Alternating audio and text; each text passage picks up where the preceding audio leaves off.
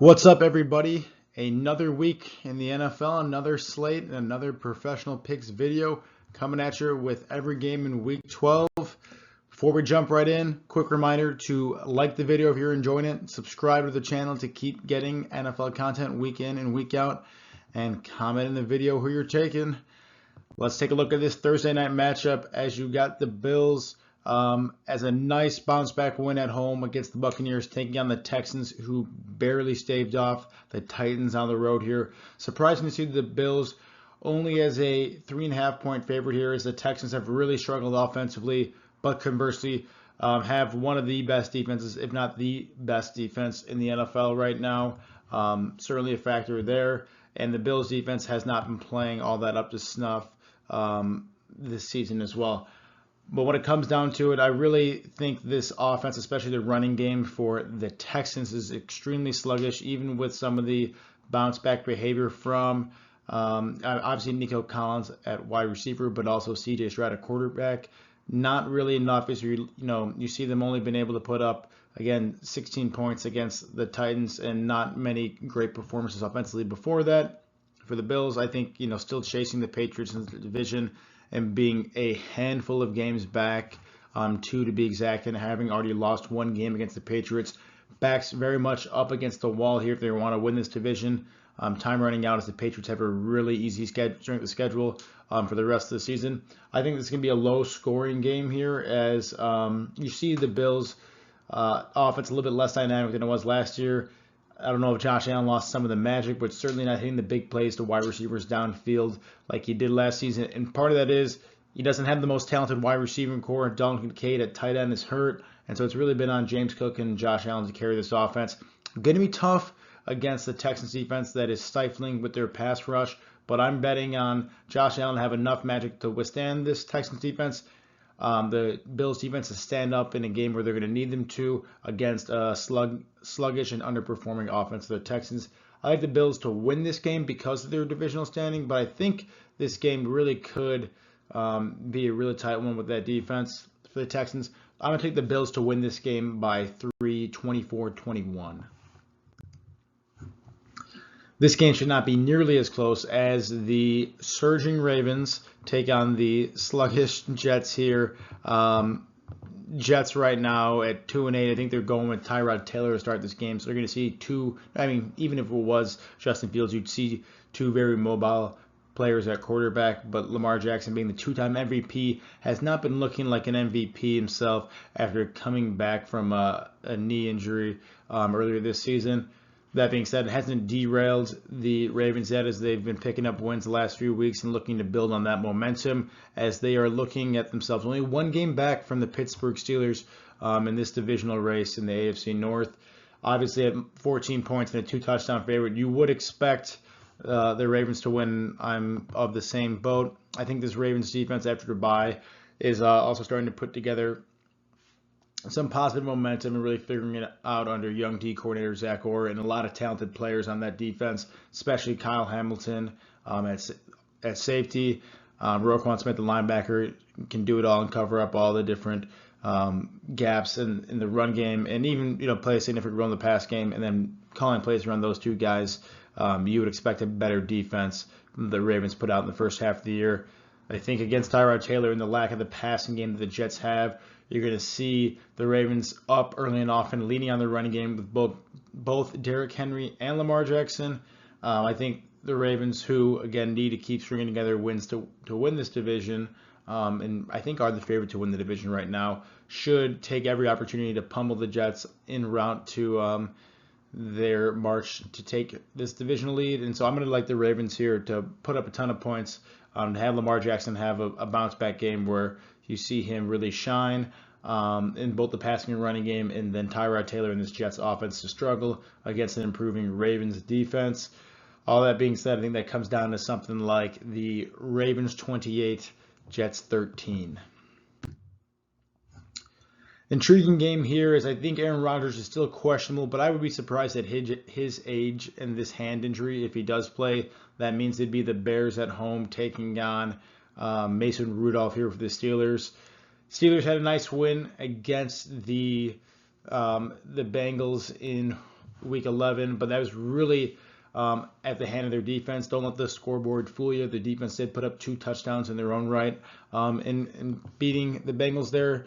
And the reason I call that out is because I've been a little bit unimpressed with the Steelers' offensive output this season, and given the fact that the Bengals' defense has been so atrocious that the Steelers' offense was only able to put up 20 points against them, was still a little concerning for me, given the ease that teams like the Bears and the Jets have been able to put up points against this Bengals defense.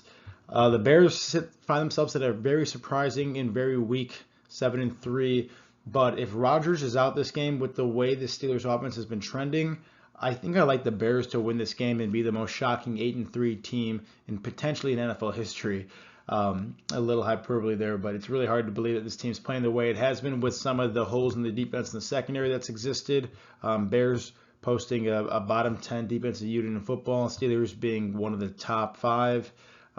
You see a lot of dichotomy there in the defensive end, but you look on the offense, the Bears are just looking outside of top 10 in offensive production, with the Steelers being in the bottom 10. So it's, kind of tipping the scales here. I think you take Aaron Rodgers out of the equation. You get the Bears with a solid O-line, especially in the interior, that will help slow down that really elite Steelers pass rush.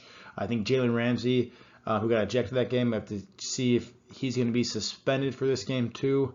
I'm not sure. Maybe that's just Jamar Chase. But regardless, I think the Bears take advantage of a really advantageous situation without Aaron Rodgers, or at least him being hobbled in a down Steelers offense. If they can limit Jalen Warren, who's been pretty solid in the run game this year, I think the Bears can win this game. And luckily, I think the run defense for them is a little bit more of the strong suit than the pass rush, the coverage unit. And then I think where the Bears really lack is their pass rush. So if they can get some semblance of a rush against the Steelers team that has a pretty average, I'd say, pass blocking unit, then I think it really tips the scales in their favor. Bears are going to need to probably force a turnover this game if they're going to want to win, but that's what I'm going to predict, and see a decent game from Caleb Williams here against I would say, a underperforming Steelers secondary. So I take the Bears to win this one in a really tight one. I'm going to go Bears 22, Steelers 21. Those of you that have a good memory like me remember last year when the Bengals actually found themselves at a 7-point favorite against the Patriots, only to be upset. This time the roles are reversed, with the Patriots at the NFL best record, I think 9-2, taking on the Bengals. Again, I just mentioned this defense isn't able to stop anybody. Offensive line letting up a ton of pressure. It's really hard to take the Bengals right now. They're going to be without Jamar Chase this game. I'm sure this line moved a little bit with that announcement, but regardless, you get the Patriots on the road as a touchdown plus as a favorite here. High scoring affair again with that defense, and hard to not be betting on the Patriots right now with the way Drake May's got that offensive churning. Travion Henderson, the rookie running back, really coming into his own behind a revamped offensive line where they spent some money, spent a top 5 pick as a left tackle. And this offense really just looks unstoppable. Did the same thing on the defensive end, spent a lot of money there. That's much improved, and the Patriots find themselves having more wins this season than they had in the last 2 seasons combined. It's really Mike Vrabel's Coach of the Year award to win, in my opinion. Again, no Jamar Chase, no offensive line to speak of, and very poor defense to speak of.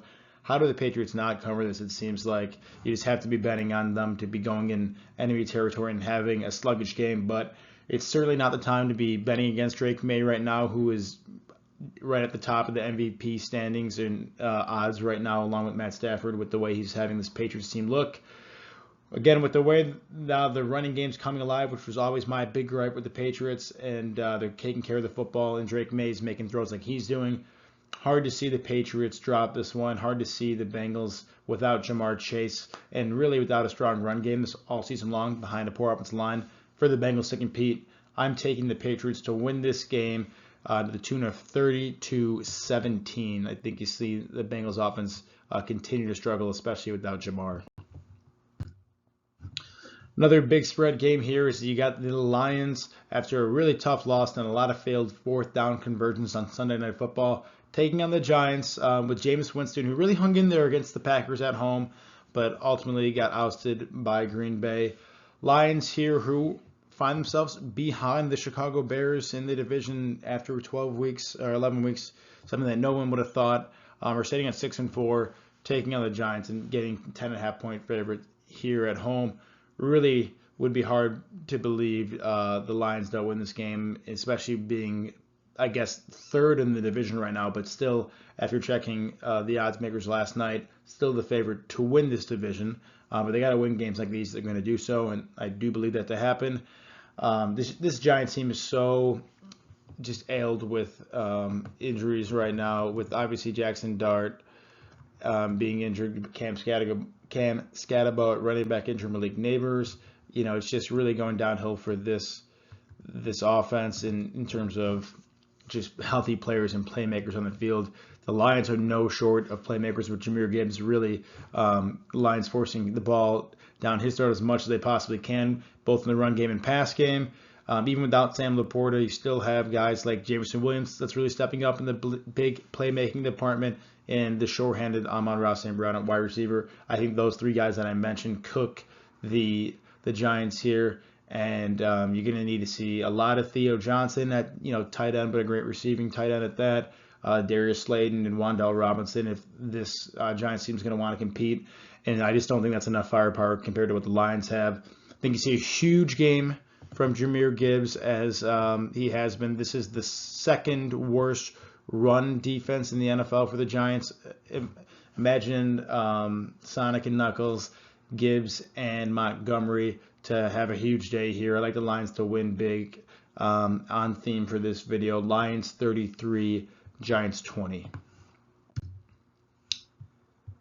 You got the Packers in hosting their hated divisional rivals, the Minnesota Vikings, here as a 6-point favorite.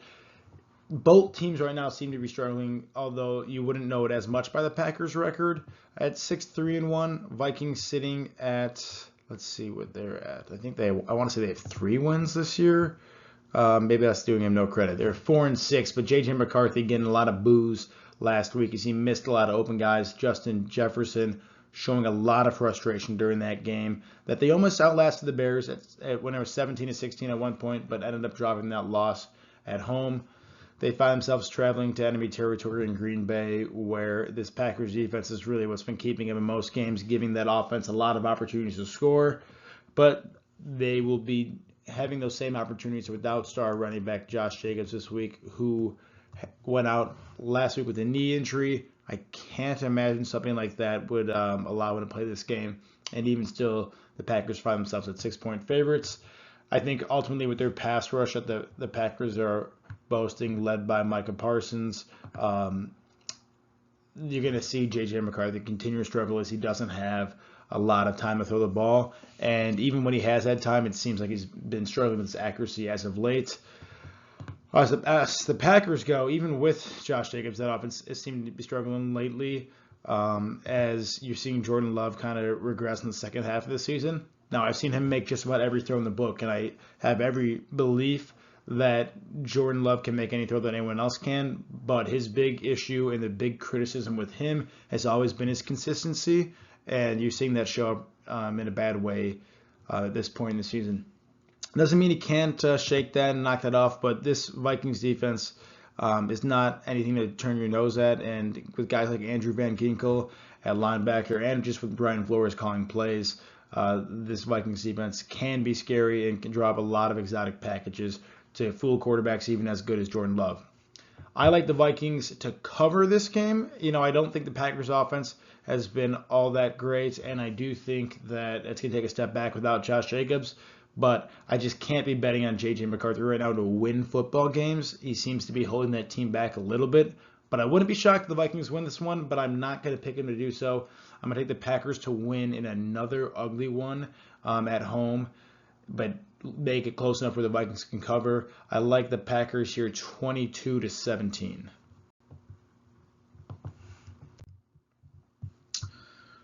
It's really odd to be this far in the season and see the Chiefs at 5-5, but that's exactly where we stand today. They have a below average record in today's NFL. They're 17th right now in the standings of the entire league, taking on the Colts, who set at 8-2, one of the big surprises of this year. And that you find the Chiefs at -3.5 at home here as favorites.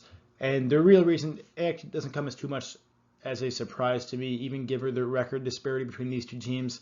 So I thought last week was a must-win game for the Chiefs to beat the Broncos, but this week definitely is, as they're right now sitting way far behind in the total AFC standings, 4 games behind the Broncos, already having dropped 1 in that AFC West divisional standings.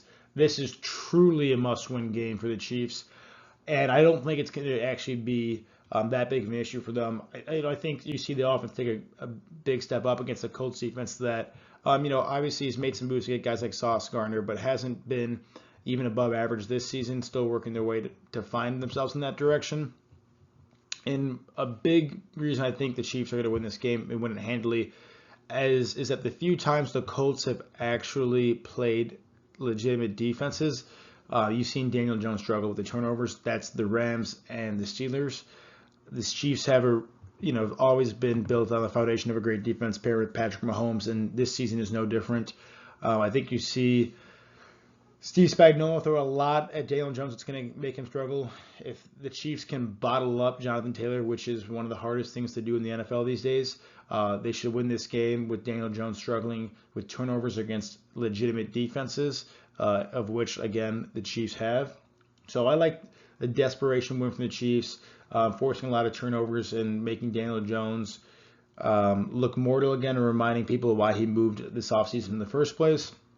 And then the Chiefs doing everything they can to bottle up Jonathan Taylor, which, again, is extremely difficult. But I think you see vintage Patrick Mahomes, Andy Reid, Steve Spagnuolo, and Chiefs defense to win a game they have to here.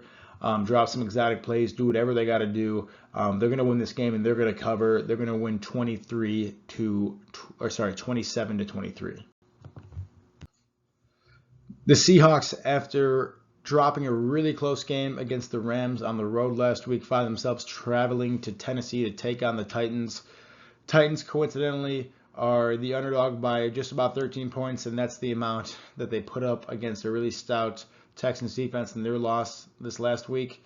While I love the Texans defense and clearly would say that they're a step above the Seahawks, this Seahawks defensive unit are no slouch themselves and still one of the premier units in football this season.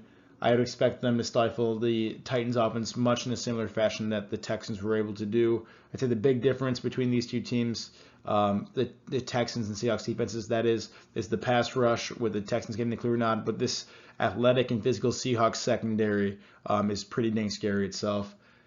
Hard to sit here and say that the Seahawks don't cover this one just because of the really slow and ill-performing offense that the Titans have paired up against this really elite Seahawks defense. Titans putting up at one win right now, putting up the second least amount of points in football, actually the least amount of points offensively in football, going up against a stout defense. I can't imagine the Titans getting more than the 13, 16-point clip we're used to seeing from them. And then from Seattle's perspective, Jackson Smith and Jigba just looking absolutely unstoppable. You're getting some other guys in the mix of the offense and starting to see Kenneth Walker gain some momentum too against this Titans defense that has been average at best this year and kind of trending in the wrong direction. I would imagine that the Seahawks have their way and win this game and cover again, limiting the Tennessee offense to, I'd say, 16 points. That means if Seahawks are going to cover, they're going to put up close to 30 themselves. I don't know I'm not sure if I actually agree with that anymore. I think the Titans cover but still lose by double digits. I think you're going to see something like Seattle 27, Titans 16.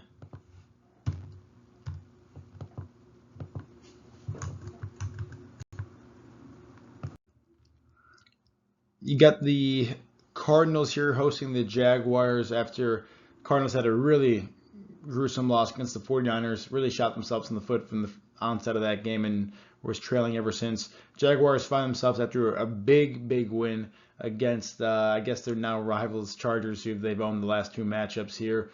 But I think it's surprising that the Jaguars are only favored by 2.5. And I'm getting a little bit of a trap game right now since they're tingling here, as the Jaguars are certainly trending in the right direction, but they've had their fair share of ups and downs throughout the 6-4 season. While they are sitting at 6-4, they only are plus 14 in the points margin this season.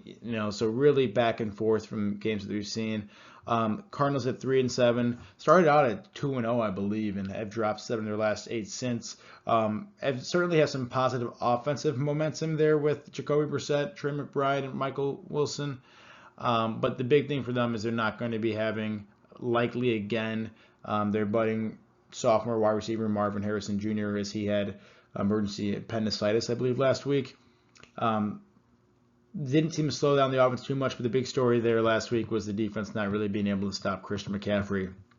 Jaguars seem to be getting on a roll with Trevor Lawrence, even without Brian Thomas Jr.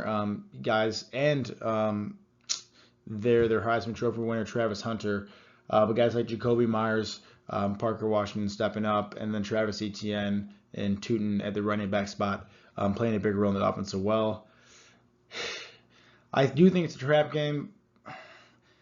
I guess I'm going to have to go against what I believe. I do like the momentum the Jags have been having. They really have been up and down all season, almost dropping that game to the Raiders. This could very easily be a 5-5 Jaguars team that we think is one of the more inconsistent teams in the NFL, and that's starting to be what I believe more and more. I think I'm going to take the upset here and take the Cardinals to win this game inexplicably against the Jaguars team here, where it's just so choppy week in and week out. I think this Cardinals team is getting more and more desperate, and I do believe they're better than their record says they are at 3-7, although not by much. But I do think a tight game, trap line here again with the Jags at 2.5. The alarms are tingling and telling me to take the Cardinals here, who should get another big passing game from Brissett, who had an incredible just passing line, completion percentage, and completions. Yardage, and then you get guys like Wilson that stepped up and Trey McBride, who looks like the most unstoppable tight end and maybe player right now in the receiving end in football. I'm going to take the Cardinals to win this game 24-23 in a real tight one.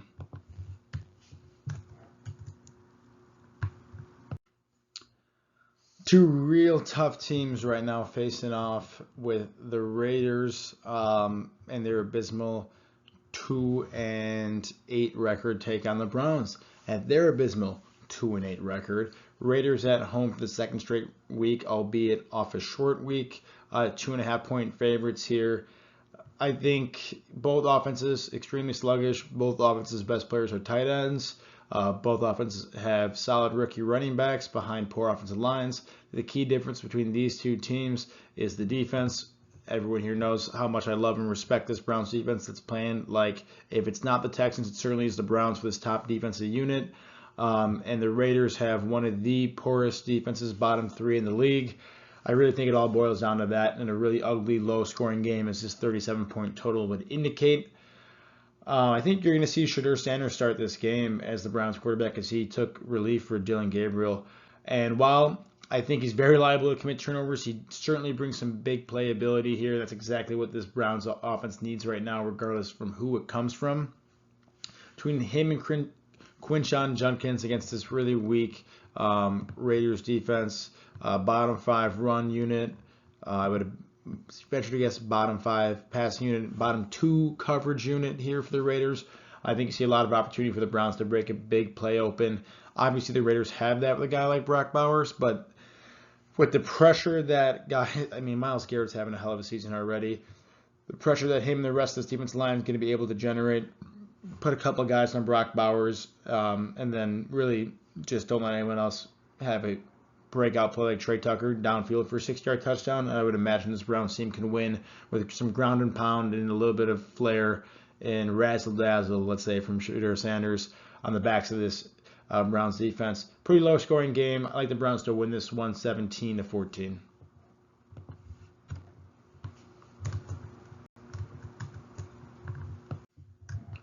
Eagles find themselves here at a really nice spot after a good win against the Lions at 8-2, taking on the Cowboys after their bye week, winning against the Raiders. Cowboys look really good and a lot of positive momentum there, but they take on the Eagles for the second time this season after having lost by 4 in the first matchup, 24-20, I believe. Eagles getting favored by just around that amount here on the road going to Dallas. I really like the way the Eagles looked with their defense. I think this game is really, 50.5 is a lot of points, but the Eagles' offense has struggled a lot lately, but their defense has been really the stalwart of this team. And the exact opposite scenario goes for the Cowboys, whose offense has been churning and chugging along, but the defense been the real lag for this team. Now, they traded for Quinlan Williams to start D-tackle at the deadline. You certainly saw his presence against the Raiders alongside Kenny Clark at D-tackle, generating a lot of pressure from up the middle of that in the interior of the defensive line. But I still don't think this Cowboys defense is enough to slow down the Eagles. I think you're going to see, a lot more of A.J. Brown. You saw him, I think, get 6 receptions last week. Continue to see him be integrated in this offense. Dallas Goedert at tight end and Devonta Smith, those 3 key guys. And you even saw a little bit of Jahan Dotson there at wide receiver.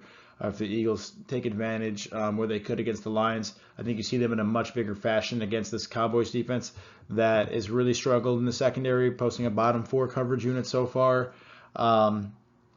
For the Cowboys, no, I mean, CeeDee Lamb and George Pickens are really clicking right now as one of the best wide receiver tandems in the NFL alongside Javonte Williams, who has been playing some great football at running back. But I just don't believe that this offense is going to keep their mojo going against a really strong Eagles defense who's had all the talent in the world. I've been talking about them all season, and now with a lot more time under this Vic Fangio unit, along with the addition of Jalen Phillips, which I thought was a steal at the deadline, this Eagles defense is starting to creep up the defensive rankings into the position that I thought they'd be in this far into the season. I think you see them show up big again here, but I will say, as much as I'm loving the Eagles, I think they're due for a loss. At 8-2, I think they've gotten lucky in a few wins, but I'm going to keep taking them, although on the road against the divisional opponent is an especially scary spot. So I'm taking the Cowboys to cover here, plus 3.5. I think you see the Eagles will win this one 28-24. That doesn't really match my cover. 28-26. How about that?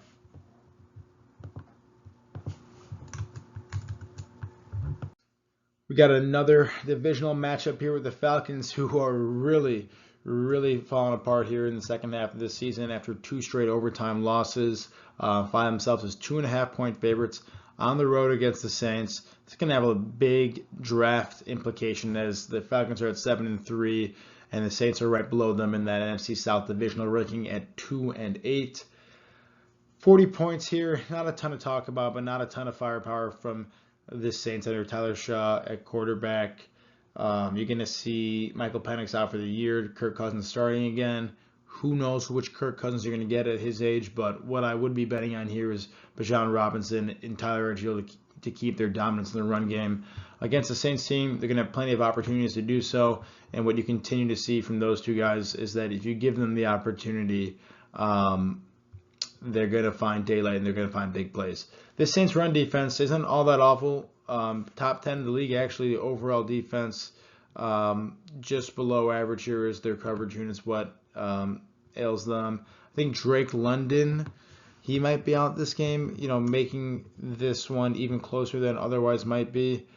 Man, it kind of seems like how things are pointed. With Kirk Cousins without their number 1 receiver there, it's going to have to be all Bijan Robinson and Tyler Algier. And against a top 10 run unit in the Saints, man, like it certainly smells like an upset. The Saints got a nice upset win against the Panthers, another divisional opponent. They could be due for one here, and I think I'm actually going to roll the dice and take the Saints to win this one. I don't know why, I don't know how, but what they did against the Panthers, you find big plays to your guys like Chris Olave and Rashid Shaheed, and you lean on the backs of your run defense, I guess. So, the way the Saints beat the Panthers was slowing down Rico Dowdle in that run game. They're going to do the same exact thing here against the Falcons and take advantage of an old backup quarterback in Kirk Cousins without his number 1 receiver. I think if you can limit Bijan Robinson here, which is almost as hard as limiting Jonathan Taylor, then you get the win. That's what the game plan is going to have to be. I'm going to take it on the Saints to execute on that game plan and win this one 21-19. Interesting game here as the Bucs face another really tough playoff caliber opponent on the road here.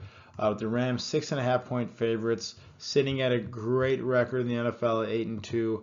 Bucks still winning this division, but their lead is much slimmer than it used to be. They're sitting at 6-4. Panthers are at 6-5 here. Starting to look not as rosy for the Buccaneers as it did to start this season.